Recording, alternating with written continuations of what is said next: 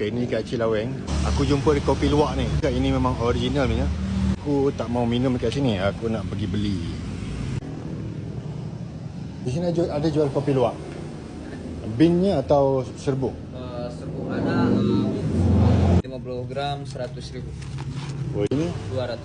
200. Serbuk 50 gram 100.000. Beli ni lah 100.000. 100. Lepas tu ada sini ada yang minumnya. Yang minumnya. Okey, yang minum satu.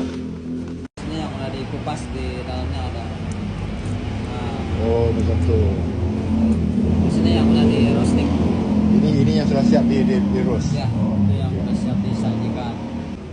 Kat sini ada jualan mesin kopi juga.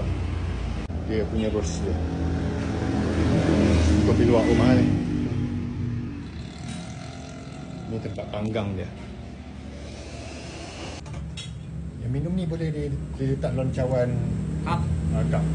Nak minum sini okey juga ni, tapi sebab kita orang ni cepat, ada tempat yang healing tu sini. Kenangannya memang best. Memang kampung lah.